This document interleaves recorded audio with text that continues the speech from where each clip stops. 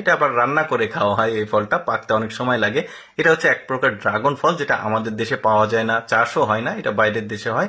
তারপরে এই ফলটা দেখুন আতা লেওয়ার মতো দেখতে, বাট একদমই ব্যতিক্রম। কাটলে এই যে ভেতরটা বেশ চমৎকার, ছোট ছোট সাইজের হলুদ কালারের ফল দেখতে পাচ্ছেন, খুবই মিষ্টি। ওই যে বললাম যে এই ফলগুলো, এটা কিন্তু কাঁঠাল না, আবার কাঁঠাল ভাববেন না, এটা আলাদা, বন কাঁঠালও না কিন্তু। এই যে পাতা দেখলে বুঝতে পারবেন।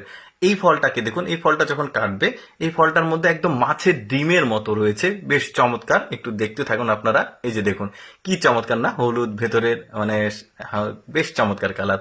আমি আসলে চিন্তা করলাম যে আপনাদেরকে কিছুটা ব্যতিক্রম ফলগুলো দেখাই। ওই যে বললাম, সৃষ্টিকর্তা পৃথিবীতে এত সুন্দর সুন্দর সব ফল তৈরি করে রেখেছে, যেগুলো আমরা অনেকেই দেখিনি। যেমন এই ফলটা দেখুন কি চমৎকার লাগছে দেখতে, হলুদ কালারের, এটা আবার মিষ্টি ফল। তারপরে এইটা দেখুন একদমই অদ্ভুত, মাটির নিচে হয় কচুর মতো। দর্শক, আমি সবসময় চেষ্টা করি আপনাদের সামনে নতুন নতুন কিছু তুলে ধরার। এইরকম ভিডিও প্রতিদিন দেখতে ভালো লাগলে আমাদের লেটস গো ফেসবুক পেজটি ফলো রাখুন। আজকের ভিডিওটি কেমন লাগলো কমেন্ট করে জানাবেন।